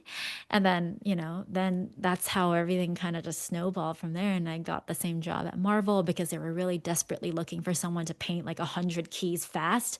The key thing is you have to be fast as well. Mm-hmm. Because you have to whip these So how out. fast are we talking? I mean, one of It's these, how diff. long does one of these take you? I would say I can, like if I was really efficient, you could do maybe 10 paintings a day. So you're looking at like 45 minutes each or something? Yeah, yeah, it depends. Yeah, Wow. 45. Sometimes they're quicker, sometimes they're less. And it honestly depends on feature or TV. So in animation, feature has a much longer timeline. You have more time. In Mm-hmm. TV, it's episode, episode, episode. So you have a much shorter time with TV. So it's much more fast paced. Mm. So if you're a person that loves fast paced and you love beep, beep, beep, beep, beep, then TV is great for you. Feature, you have more time to explore, more time for iteration and things like that. Mm. And so it depends, but every production I've worked on has a different timeline. Right. Okay. Yeah. Yeah. All right. I want to pull up something that looks completely different. Yeah. Go for it. Well, so are these what are these figures? Are these real people? Yeah, yeah. So this was an episode. It was like the Bollywood slash Hollywood episode, and basically for this particular, oh, this is so embarrassing. I can't remember any of the characters' names. Oh my gosh, my husband's It's he's a okay. Marvel geek. It's So real okay. basically the main character Agatha, she makes her debut entrance onto the stage, and she's kind of like having a dance off with the other guy. Mm-hmm. And so basically in this sequence, we had to figure out how she was going to, what the lighting was going to be like when she made her debut entrance. So we were referencing a lot of like, theatrical film noir films. And so this was a really fun one to do because, I mean, if we're going to talk about like foundational light on dark, dark on light, for any painter, that's what I always harken back to. And you don't need to know digital skills to kind of think about, okay, she's a silhouette, against Mm-hmm. a lighter background. And then when she emerges, she's light on dark versus before she was dark on light, right? Mm-hmm. And then how does now the lighting look? Is it top lighting, to really make her stand out? How can we create a hierarchy in the value contrast in the background to make sure that she doesn't get lost in the background? And then it progresses to this kind of craziness where there's flares coming up and, you know, so it gets quite crazy. And so that's kind of what we're charting. Actually, Hmm. the last three purple frames aren't a continuous sequence, so that's a little bit confusing. That's another sequence. Oh, okay. So what I mean by that's like that's towards the end of the episode, and then the Right. other, yeah. So that's why it's like, why is it purple all of a sudden? It's because it's not part of this whole sequence. Right. Right. But that's basically what I'm thinking about. And That's amazing. and So yeah, are these sort of cut and pasted figures or are they freehand figures? I mean, how's that work? Because it almost feels like yeah. it's done from a photograph or something or Actually, could you actually do you mind going to my Instagram really quick? Because I could show you what absolutely. I paint on top of. So if Where you are we just keep going? scrolling Okay. down, scroll, scroll, scroll. It's a little bit down. You have to keep going, I think. Keep going. Sorry. I have a lot of informational posts. Uh, Let me see if it's, yeah, I think more. I have, oh, I think it's somewhere here. So, a little bit more. Oh, right here? Okay, yeah, that one, but the one directly below that, Here? that one. Yeah, that's what I paint on top of. So that's what a storyboard looks like. So from that top to the bottom, that's what I'm painting. That's a color key. So the top is what So I get. the artist, the storyboard artist drew all those figures. Yeah, yeah. So if you scroll to the right or like just the carousel, like yeah, that's what I get. And then I have to turn it into below. Jeez So Louise. yeah. That's no easy task right there. Yeah, yeah. So sometimes they're even more loose like this. Whoa. Sometimes you get stick figures. Sometimes they're just circles, literally. It's circle and then it's labeled the character and that's it. So the storyboard artist are they involved in the lighting or they're just like, no, we just want the No, figures here. no. Storyboard is that's another monolithic task. Like I have such respect for storyboarders because they're basically charting out how you visualize the whole episode from the angles, the perspective and everything, but they're not involved in lighting. Once they do that, then people like me and other artists, we figure out the lighting and What the a team color. effort. That's amazing. Oh yeah, it's definitely a team effort. Yeah. So sometimes How it's did you like get this. anything out of this? What the Yeah, yeah, crap? exactly. So sometimes, so that's yeah. So yeah, that's where the Holy strong moly. fundamental skills come in because I have to be able to see that and envision how the lighting and stuff would look. They must have described it verbally too. Like, oh, these are people here and these are people here and this is a shoulder or whatever. No, not really. No, No, you I just mean, knew? I have to watch the animatic and I'll have to figure out what's going on. So before I start any color keys, I'll watch an animatic is basically the storyboard strung together in a rough So play. context provides the Yeah, yeah. So I'll information. Okay. watch, yeah, yeah. So I'll watch that. So I figure out what context the art director will brief me, be like, this is what we're envisioning. Like it's gonna be green or it's good, like this eerie green lighting. And so they'll give me rough notes and then I have to take it from there and flesh it out more. God, that sounds like such a cool job. It is. I know it really is. It's so fun. This Yeah. is remarkable. Now, see, it's scenes like this that make Yeah. me understand why plein air painting would be helpful because this is the Right. kind of stuff you Yep. see in nature all the time. Yeah. I'm being Yeah. sarcastic, Are you clearly. being sarcastic? I was like, wait, I don't know about that one, but You're yeah. being so polite to me. You're like, Yeah. yeah, moron, whatever you say. No, but I mean, like scenes like this, not so much. But if you go to another one, not these are all see, these are all crazy colors, right? So this is Yeah, where they're all a studying little wacky, cinema would but help. So this one is an example. Sometimes they'll give you 3D previs, which is a little more helpful. yeah. So then, you have the 3D character. But more often than not, it's just the quick line drawings. God, the Yeah. lighting makes such a difference, doesn't it?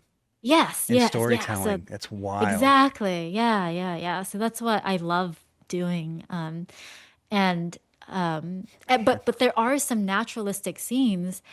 I mean, none of these, I guess, this Well, this particular one, one. it's an This one, interior, but yeah, this one's naturalistic. exactly. And yeah, exactly. Yeah. And this one. This one, yeah, this one, like, how would a daytime, how would the shadows, I push the shadows more blue, maybe not so much, you know, things like that. That really comes into play. Yeah, that's such a great job. Holy cow. Yeah, it's fun. So when this movie is over, do you still work for the same studio or do you just move to another studio, another movie? How does that work? Usually you move, I don't know. I mean, I guess if they really like you, they'll keep you on to another production. But for me, I just moved on but if you have offers from another studio, then I went to another studio. So you're really So, kind of like freelance except salary. kind of, yeah, like when you're at the studio, you are an employee. Right. It's weird. But then like it's at will. So you could leave anytime. It's so weird. Yeah. So Yeah, it's such a it's very different unique now. situation. It is. And back then they used to keep people a lot more, but now I think the climate has kind of changed from my understanding. I mean, I've only been in industry, I would say for 4 or 5 years. But back then, at Disney, those guys, they'd be there for years, right? And now it's much more, you go from studio to studio. Yeah, so these are just more of the from that previously, like that Bollywood scene. Yeah. Just figuring out how these theatrical lights would work. Are they rim lit? Are they Man, that's backlit? really complex. You've got some skills. Oh, thanks. Yeah, and then Jeez that's Louise. all together. Um, yeah, that Wow. was a really fun one. And then if you go up a little bit, I think I have one. So yeah, up that one. This one? Where you just yes, that I show how my color key goes to final. So that was my color key, and you can see that's an example of how planar would really help, right? Like how do you shift temperatures within the shadows? And then that's the final screenshot from the episode, from the show. No kidding. Yeah. Jeez, that's wild. So you can see sometimes my color keys are really rough. So the thing with color keys is that they don't have to be really detailed. They're meant to capture the mood and the essence of, Mm-hmm. what that scene's gonna entail. So that's why I'm not spending 4 hours on these paintings. That's a completely different thing. But you could see that one to the final, um, Man, that they're one to the pretty final. true to them, to your color Some of keys. them are pretty true. Yeah, yeah, yeah. So sometimes the lighters down the road, it's basically like a blueprint for them to follow. Sometimes they'll amp it. Sometimes things change down the road that I'm not aware of. So that's their job talking to the director and, changing the lighting You a know what's little bit. crazy though, between us, Yeah. and everyone listening, I think your color keys are often better than the finished product. Sometimes sometimes it can, that detail, it can, like I think sometimes, and this is not just you, by the way, like I look at visual development art from films Mm-hmm. and I'm like, oh, that concept piece looks so cool. And some of those nuances were lost in the final Mm-hmm. 3D film. I think that too. So you're not alone. Yeah, I would say that about every single one of them, frankly. Oh, thank you. I appreciate that. Yeah, yeah. Yeah. But it's just I guess it's just cool to see like the steps into how it's made. But Yeah. oftentimes I'm trying to just push the subtleties and temperature just a little bit more, so that if I plus it, then they'll plus it. I think, that's kind of how it works. Versus if I don't push it, it might be even less good down the road. Right. Yeah, yeah, kind of thing. So you're trying to keep them from being too timid by kind of Yeah, I pushing the think lighting even further. yeah, I think so. Like I Okay. look at it as in color keying, or when you're doing any concept piece, it's like how much can you push it, like, and sell the story and really not be afraid to explore different lighting. Mm-hmm. And later down the road, it will be condensed, it will be tightened up, and some things will be lost. But in that blue sky phase, which is, that searching Mm-hmm. exploration phase, I would say that's definitely part of my job. Yeah. Yeah. Yeah. Yeah. Do you have any more examples of before and after like that? Because that was really Those, interesting. yeah, that was one of the main ones I have. Oh, yeah, I think the one next to it is another This version. one? Yeah, that one. Yeah. So I have a few more. Fortunately, they don't let you take screenshots, and it's really hard because every time I took screenshots, it would do the black frame. So I had to find these somewhere off the internet. So it was really hard to Again, take this is screen. better. Yeah. Interesting. Yeah, yeah. It's interesting to see. Yeah. So that was, oh, I remember Well, that's that just a whole scene. different That composition. is a whole different composition. Yeah. But it's the same Same lighting. scene. Okay. Yeah. I couldn't find the exact thing. Yeah, this was Darcy, the Darcy episode. Huh. Yeah, yeah, yeah. Different angle, but same scene. So that was like a cockpit interior. That's wild. I want to see the whole cartoon done in the style of your color studies. Oh, that would be That's what cool. I'd like to see. Yeah, yeah, yeah. More, more loose and more. Yeah, I Well, I guess I think can. so certain things like like this beautiful rim light that you've got on the duck and on the arm, Yeah, it's no longer there. yeah. It's a little bit more. It's Yeah, subdued. Like you were saying, accurate. you trying to push them, get them to do things. Yeah. And I will say an interesting thing is something I learned at Titmouse was I think it was a thing where, for example, in a complex fight scene, Mm-hmm. let's say it's a fight scene in daylight, it actually, I think it gets more expensive to track shadows of each character. It's just harder Oh, down the road. So I remember at Titmouse, and I don't, unfortunately, don't have any of those. It's not released, but the show I'm working on is called Mighty Nine, and it is being released on Amazon Prime this November. So once it's released, I will be showing all those color keys. That was really fun. But I learned that I remember the art director would be like, "Can you try to key this whole fight sequence in shadow, even though it's in daytime? So like, like try to cheat it so that it's mostly in shadow, because then we don't have to track the cast shadows of every character, doing crazy stuff." oh, And geez. so that was an interesting challenge. How do you make it feel dram- um, dynamic, and dramatic while still being in shadow. So those were some fun challenges Oh, that I I can't had wait to to. see that. Yeah, yeah, that was a really beautiful show as well. Background painters did an amazing job on that show. Hmm. So sometimes if you see the lighting change down the road, maybe it was like, oh, it's too hard to do the lighting and the color key. Like, let's simplify it, or maybe it costs too much. Sometimes that happens. I don't know. Yeah. Yeah, Do you ever feel yeah. like this one is so dramatic and beautifully lit, and a lot is lost here? Yeah, like Does the characters that a does little that more. ever frustrate you? Is it just me or the rest of you guys also get weirdly excited when you order new paint? Because I don't know about you, but when I get paint in the mail, it feels like Santa just dropped my Christmas presents off at my doorstep. With Vasari paint, my paint of choice and the podcast sponsor, it's even more exciting. And let me show you why. Because when Vasari shows up, it comes in this incredible box where each tube lays in this little compartment perfectly formed around the tube in this nice soft foam. And it's surrounded by velvet, red velvet. Now you got to ask yourself, if a paint comes so carefully protected and surrounded by red velvet, you got to wonder if this paint is worthy of royalty. It is. Vasari is. So if you haven't tried Vasari, you're seriously missing out. And the thing about Vasari, it's not only the best paint out there, it's also made by an incredible company that's been around for 30 years and knows its customer by name. Do yourself a favor, go to vasaricolors.com and order yourself some for your next painting. Because you just have this vision, or are you kind of detached from it?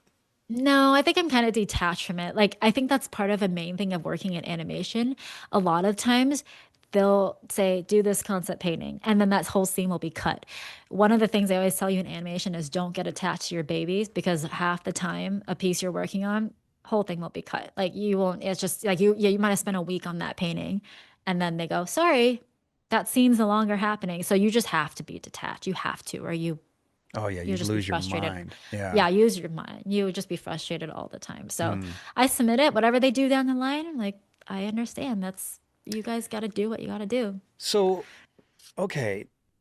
So as an artist then, well, let me put it this way. If you did a gouache painting, let's say you took a whole Yeah. week up in some beautiful national park or something and painted 100 paintings, and then you're driving home and someone robs your car and steals all Oh, your paintings, right? I'd be pissed. Yeah, so why is that different?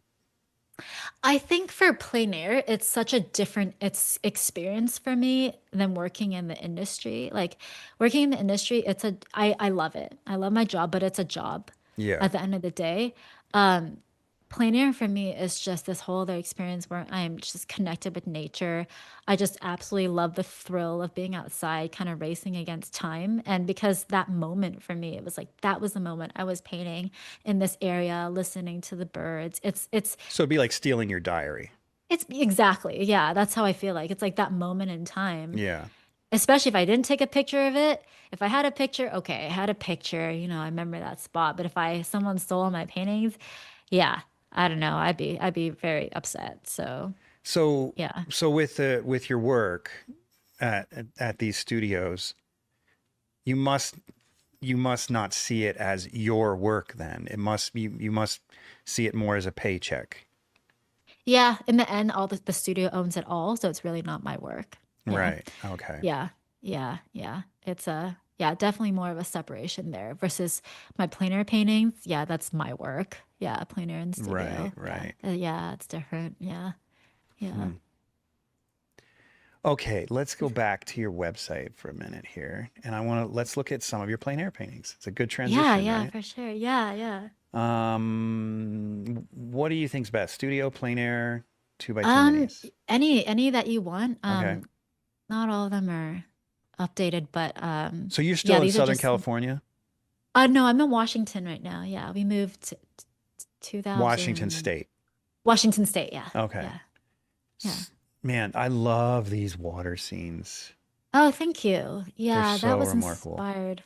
Thanks. That was inspired by a scene in Maui. After I'd done the plein air invitational there. I think actually Aaron Shearer sent me a reference image, and I was Mm-hmm. like, "Can I paint from this?" And I changed some stuff up and redesigned the rocks and the wave and stuff. But that was one of my biggest pieces for gouache. How big is it? Just 18 by 18 or 20 by 20, I can't remember Dang, that's pretty inches. big for gouache. Yeah, it's pretty big for gouache, but it was a lot of fun. And I started with this giant brush, just blocking in all the shapes, and then slowly moved smaller and smaller. But that was a Geez, with really those fun tiny one to tubes, do. you must have gone through tubes and tubes of paint. Oh, I go through a lot of paint. Yeah, I paint like an oil painter in gouache. Do you? So yeah, I that's what I love about gouache actually because I can paint like an oil painter, but it dries instantly, so I don't have to worry about the wetness, and then I can layer and marbleize, and similar to what Mike Hernandez does. What do you mean by And marbleize? Well, I mean by as it applies to paint, because I understand what marbleizing is, but how do you marbleize yeah, something that's not wet into wet? I don't even know if that's an official term, but I think I Okay. heard Mike say it, and so I just kind of adopted it. But for me, what it means is a lot of times what I'll do is I won't mix the colors completely together. So, Oh, for gotcha. example, I'll grab like some opera pink, some green, and I'll just kind of mix it a little bit and then grab my flat brush. And then I don't know if you can zoom in my website, but you'll see these subtle, oh, Hmm. that's too bad. But No. I can zoom in up here though. Oops, let me go back. I'll zoom in on the browser, I think. oh, Yeah. okay, okay. Yeah, I don't know. Nope, it's doing the background. Dang it. All right, well, we're stuck with Oh, this. that's interesting. Okay. Um, but if you look closely at the painting, I'll have these little flecks of like pink and green, and that's kind of sometimes done with one stroke where I've Hmm. just gotten this. And there's probably another painting that does that See, better, I but call that I call that optical mixing when I'm teaching optical, that. that's another great, Yeah. maybe I'll steal your term now, optical mixing. But that's something that I like to do with gouache. I think that, Yeah, there's a yeah. lot of that in here. Yeah, yeah, that one was done at Mount Whitney. That started off as a plein air, and then these are kind of old, but I finished it in studio. I love this Um, one. yeah, that one was done. That's a 6 by 8. That was done as a demo for Daniel Smith, actually. Really? They have a new line of gouaches that came out, super fine gouache. So I was using their gouache paints, and example of that is in that foreground left rock. That's just Yeah. like one swipe, Totally and marbleized there. Yeah. yeah, yeah. And when that happens, I'm like, ooh, gotta keep it. Like, can't. Don't want to touch that Yeah, and sometimes. up here in the And shadows up there as too. well. Yeah. Yeah, yeah. And with this one, this is an example I use where the light part of the rocks and the mountains, that's actually the tone of the paper. So I didn't touch the light Really? parts. Uh-huh. Well, Yeah. that's different than oil painting because in oil painting the Right. lights would be dark, thicker. Yeah, yeah. So Yeah. in gouache, I'm trying to be better sometimes. If I tone my paper, usually with yellow ochre or lemon yellow, a really light wash, I try to really be graphical and careful about the way I'm blocking out my shadows so that I can save myself work and Mm-hmm. leave the lightest lights the paper, because that is oftentimes in gouache more effective than mixing white and yellow and trying to get the lightest lights again. It actually feels a little duller unless you really mix a lot of white. Hmm. So yeah, with gouache, I find that it works That's a best to good keep the tip. tone of it. Yeah, Do it's you best still to leave have the this tone. painting or did you sell it? I sold it. Yeah, You did? yeah. That's A a lot of these beautiful I've one. sold already. Yeah. Oh, some of these are so old. Oh my Are goodness. they? Do you want to Like look at I some, need you to want to look at your update. Instagram instead? Yeah, sure. Instagram will just be, yeah, I have more of my plein air paintings and more. I kind of keep this as my travel blog slash educational carousels, and it's a mix of everything and animation, but it somehow works for my audience base. These are my most recent paintings from Door County. I was just there doing the plein air festival. So that was a fun one. That was the quick, quick paint on a Yeah. Saturday morning. So do you do oil at all anymore? I barely do. I have oils, but I don't. I'm mainly And gouache. why is But that? What is it about gouache that you like so much? I think I'm just because it's so easy with the water. I just love it. I think maybe I'm just scared slash to go back into oil. I do have big oil paintings hanging up of mine, Mm-hmm. and my husband just get like, I want you to go back to oil. He loves my oils, and I don't even have them on my site because I'm not proud of any of them. I did most of my oils back in 2017, 18 when I Mm-hmm. got back from Loving Vincent, but after that, I've just primarily done gouache. Yeah. And how does gouache sell? I think honestly, gouache is this. When I've done I'm usually the only gouache painter at these plein air events.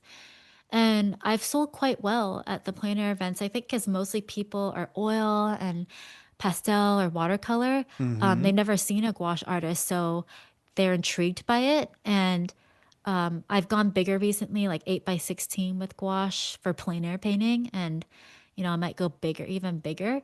But I think gouache is a growing industry Yeah. or growing because in animation, actually, a lot of digital artists they want to paint in gouache now. So gouache is interestingly a digital painter's medium of choice for plein air painting because it's easy. So you'll see a lot of digital painters doing gouache.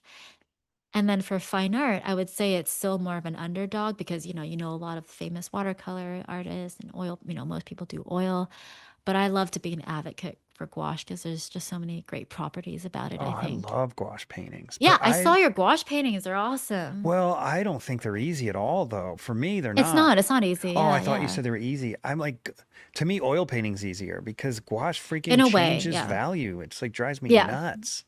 Yeah, yeah. No, there's some things like when I'm painting something moving or water, like waves, I'm just like, dang, I wish I was in oil right now because it's just be so easy to move the paint around. Mm-hmm. I will say gouache can be a pain for that. Something I'm experimenting with at the moment is just kind of building up a painting through spray, like painting and then spraying down and letting it drip, and then painting and then spraying down. So I will Oh, spray my painting interesting. down multiple times and kind of rebuild and rebuild that way, but it's kind of like a staircase. So you're not really starting from scratch each time. It's like each time you spray down, you see new relationships and you see new, you know, opportunity. And I built up the painting that way. So That's kind cool. of tapping more into the watercolor aspect of it, I guess. But how much Yeah. can you build up before it becomes fugitive or won't or Quite a lot, really? actually. Yeah, there's this one painting I think I posted on my Instagram.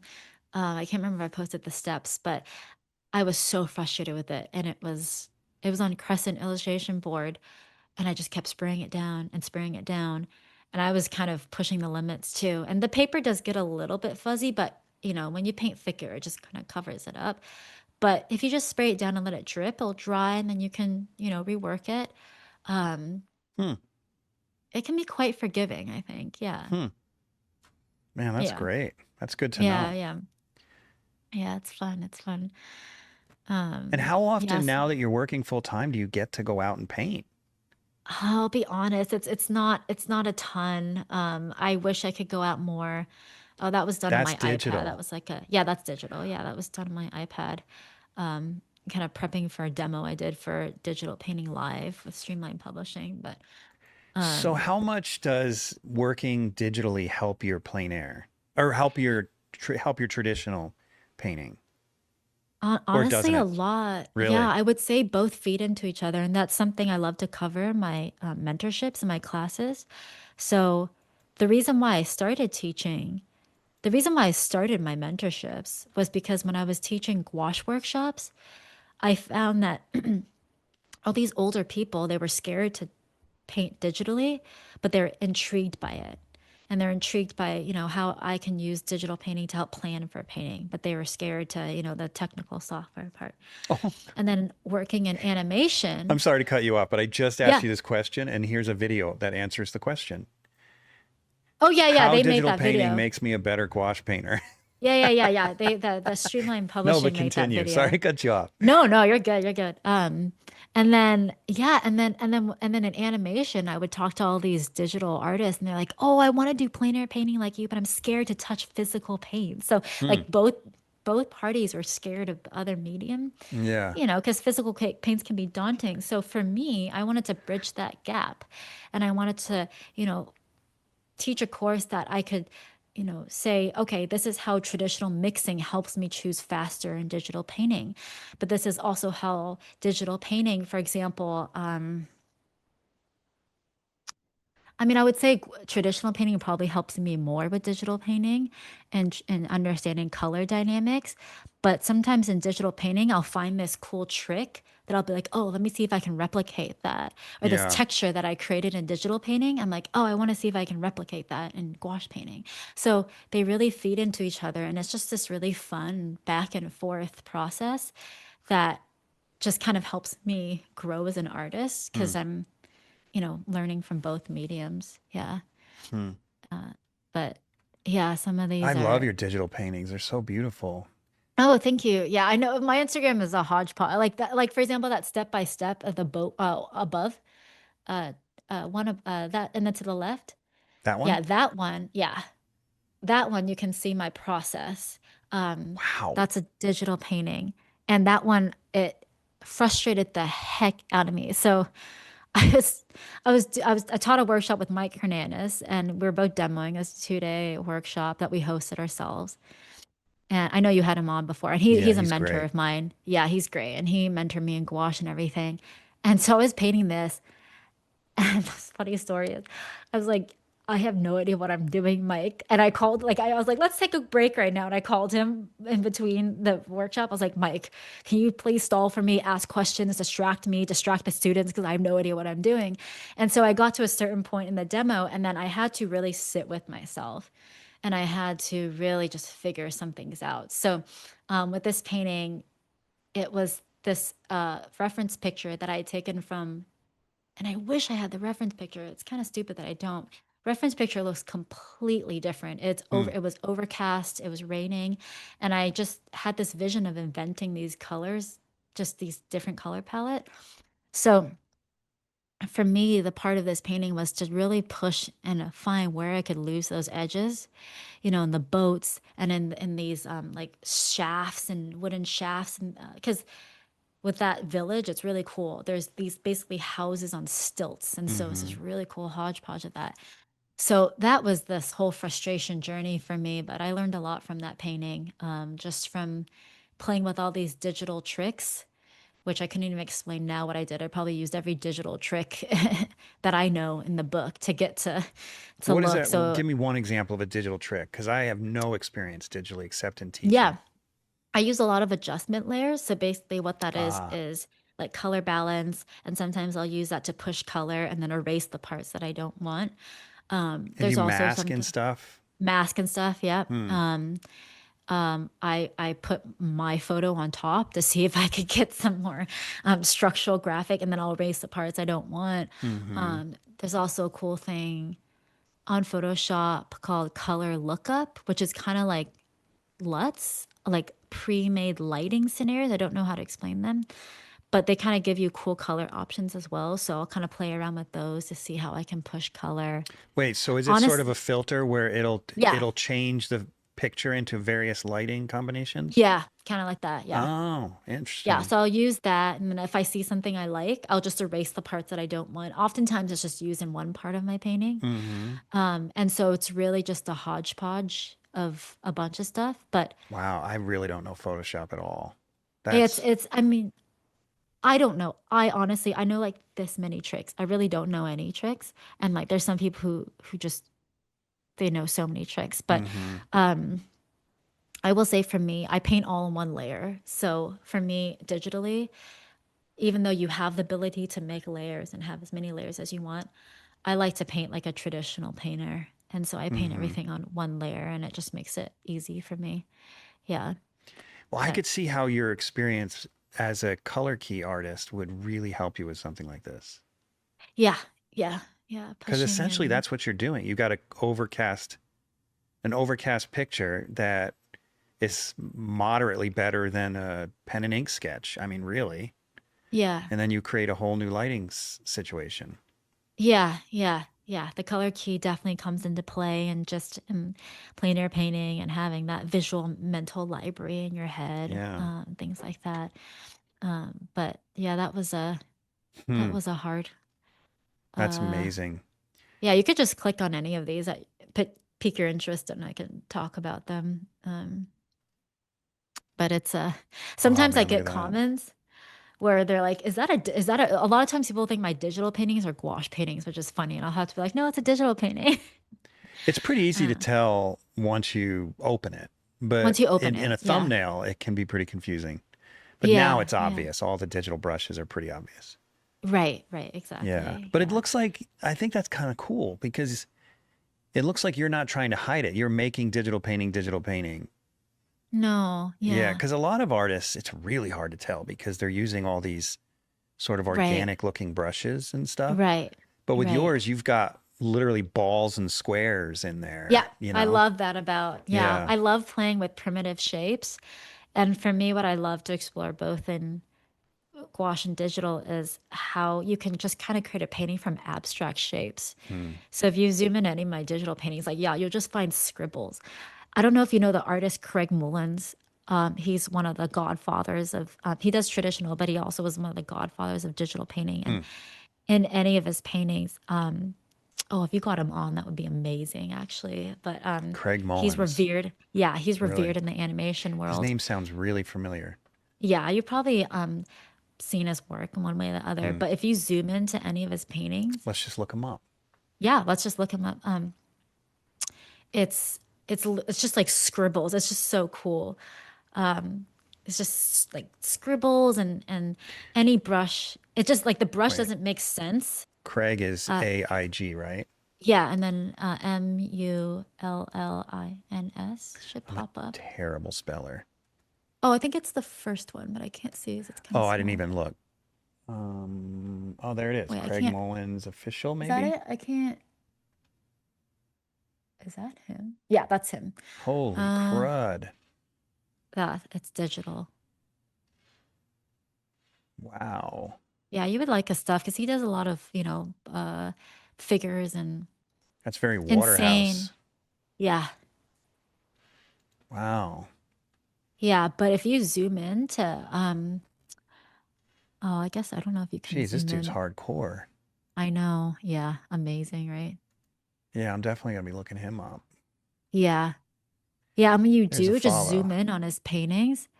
You'll find they're just random shapes. Like it's just like the Yeah, brush doesn't unfortunately, I make don't think you can sense. do that here. I can see them. Yeah, they're like, Right? Yeah. that's But then crazy from because it looks so real. yeah, exactly. That's what I love. I love playing with that. Like it's just these shapes that work. There's value and the color and it just works. And so many times people obsessed with finding the right brush, right? Like what's the right Yeah. foliage brush? And it's like doesn't matter, just make any brush work, and sometimes it looks better that way. Hmm. Yeah, that's remarkable. Oh Thanks gosh, for don't go to sharing that. my work now, please. Isn't That's that funny? embarrassing. Your work is amazing. Don't even feel embarrassed. I Oh my I gosh. totally get that though. I hate seeing my work next to other people's work. I'm like, oh God, all you can Gosh. see is your own hand. I know, I know, I know. Well, Uh, this has been a blast getting to know you. Seriously, I yeah. you've heard the podcast. It seems pretty obvious you've heard it. Yeah, So yeah, yeah, you yeah. probably know what my last question is, and that is, if you could give one piece of advice to an aspiring artist, Yeah. what would it be? Oh, I always tell people don't be afraid to fail forward. And that's actually what I have tattooed. Fail forward. Fail forward. It's something my parents would tell me every time, I didn't do a good enough job or something. They wouldn't make me feel bad. They'd just kind of be like, it's okay. You're learning and you're failing forward. And that's something that's It's a Chinese proverb, actually. That's a Um, great phrase. Fail forward. I've yeah, I never love heard it. that. It's so efficient, but so Yeah. effective. Yeah. Um, that's what I tell students. Like in every painting that I remember that's memorable to me, it's the paintings. And I remember talking about this with Mike in a talk I did with him. It's like you never remember the paintings that were kind of smooth sailing. It's you remember the paintings that gave you a hard time, that you're, essentially just pushing and struggling, but just reveling in that struggle. And then once you cross that threshold and get to the other side, you're just so grateful for everything you've learned, because you do inevitably learn something. But if you don't push yourself to just take that step over, you're never going to find that new level of aha moment. So for me, I always tell this to my students, like, I remember with one student in my last mentorship that I taught, as I teach a foundational mentorship as well, just foundational painting. And he said, "Oh yeah, I'm gonna try to go out and plainer paint now." And I'm like, "No, don't try. Just do it. Just do it." And I'm like, if you fail, and you don't like your paintings, do it more. Just don't focus on quality for now. Just focus on quantity. This is something Mike Hernandez taught me. You have seasons where when you're starting off with something, we get so caught up with the quality, or is it Instagram postable or something. It's like you can't focus on that when you're first trying something new. Go out, paint, paint, paint, paint, get that mileage in, and then soon that quality is going to come, and then you're going to just inevitably evolve. But Hmm. fail forward. Don't be afraid to fail. You learn through failure that way. You learn the most. Yeah. Yeah. And You have lived that advice. It's obvious from your story in the beginning, how you felt yeah. like you couldn't paint when you were teaching with that or when you were studying with that one artist, and then your mom sort of threw you a little bit of a diss there back then, and you kept moving forward. But I'm curious your thoughts on this. So Yeah. hopefully this analogy is not offensive to anyone, but I remember one time being in the gym, and there was this person in the gym at the same time who had to have been 400 or 500 pounds, and they had a Yeah. personal trainer. And I looked at them and thought, oh my gosh, like, good for them. Like, cause I don't know, I can't even imagine how Yeah. difficult that would be, Oh yeah. Yeah. because the goal is so far away, Yeah. so Yeah. far away. Yeah. Right. And I was just like seriously impressed that anyone would just be willing to do that I totally day after agree. Yeah. day after day for however many years Yeah. it takes to lose 400 pounds. Well, Yeah. anyway, painting is sort of like that sometimes, though. We're Mhm. all at 400 or 500 pounds in the Yeah. beginning, and we go out there and it seems like we're never going to get good, Yeah. Yeah. Totally And agree. Yeah. what advice do you have for that person? They're failing forward day after day after day after day. I would And say it might, that's a great question. I would say it might feel like that. And I actually used to be like that.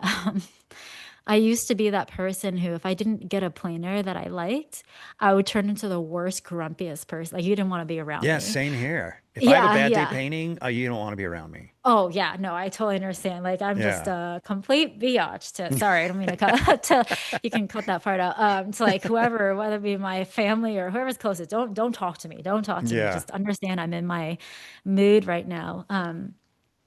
I think this helped me. So I talked to one of my friends who I consider him my mentor. His name's Corey Peters, amazing painter. Frankly, sadly, doesn't care about his social media presence, so it's kind of hard to find anything. Mm-hmm. But he's a great oil painter, and he does figurative. You should he'd be a great one to talk to as well. Uh, he told I remember I was in Poland at the time, and I would just always get frustrated. I'd get mad at myself if I saw something I wanted to paint and then I didn't have my paintings, my paint supplies on me to paint it. And I could just get so mad. So I texted him. I said, "What do you do in this scenario when you really want to paint something and you don't have your painting supplies on you? Like, how do you cope with that overwhelming frustration of failure, of not being able to paint and capture, and just feeling like you're failing as an artist and you're not being the best artist you can be and you're not working hard enough?" And I struggled a lot with that. And he said, sometimes it's not about always painting. Like sometimes being an artist and painting is about being present in that moment and really hearing and listening and feeling the wind and the air and the birds and whatever is around you. That can be painting in your mind. And that actually really affected me and really changed me, because I realized that I can always be painting essentially my mind just by taking a walk, observing, and I can log that in the back of my mind and, remember that moment. And it really helped me realize that aside from like even if you do a painting that's not, that you don't like, after that incident, I told myself, if I'm present in the moment and I know that I'm present, and even if it's a painting that I don't like, I'm still going to be proud of the fact that I learned something from that painting, even if I don't like the painting. So learning to separate those two things was really helpful. And so So I said, love the experience, not the product. yeah, exactly. Like even if I hated painting, I'm like, well, why did I hate it? There's something that I can improve on next time. Okay, cool. And just not, hopefully it's hard, but not let it affect my mood. And I'm a lot better now, So, and sometimes I will say some of the best paintings I've done is when I come in with no expectations, whether it's a plein air painting. Studio is a little different. Like I have to plan out, but with a plein air painting, I come in with no expectation.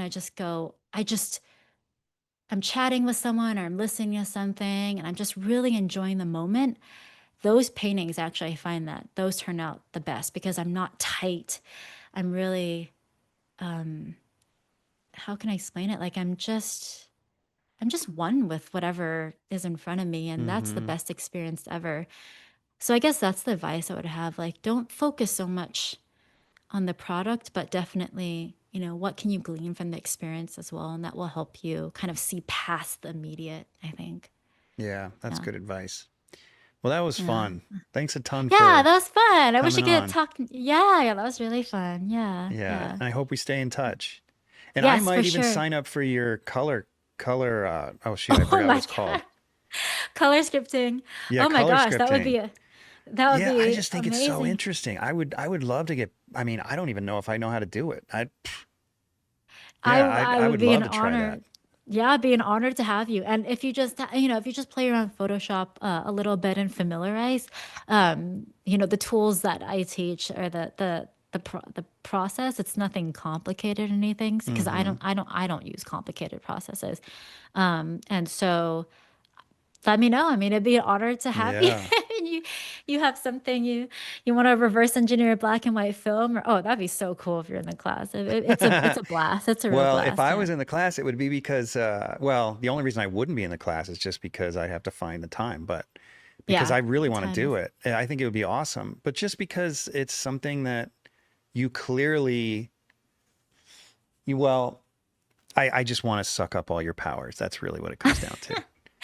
Please suck them all. Yeah, suck them all up. I mean, that's why I teach the class I for. It's want, like I because, pass on. yeah, you Yeah. have something that I don't have and I want it. So that's really it. I mean, yeah, you're never too good to learn, right? Oh There's always yes, for stuff out sure. there that you don't know or that you're not that great at, and Exactly. that's one of them right Exactly. there. So Yeah, exactly. And I mean, likewise, like if I could take one of your, I know you have an atelier and workshops and stuff, and I don't figure painting and that is actually something I shy away from. Like it's a fear of mine. And so when I see people like you and Kwang Ho and other painters like that, it's like wow. Like and I love that in your paintings how your close-ups, like you're playing with those flecks of color shifts. And I love zooming in with painting yeah, marbleizing. and yeah, marbleizing, but that the texture exactly. Yeah, Like yeah. I love Well, that. And thanks. so yeah, it's really cool to see that in your work as well. I Yeah. appreciate that.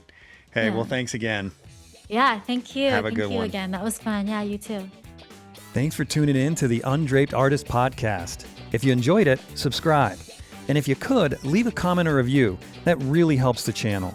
Please share the show with your friends, and if you're feeling generous, consider a monthly donation at theundrapedartist.com. Thanks again for watching. We'll see you next week.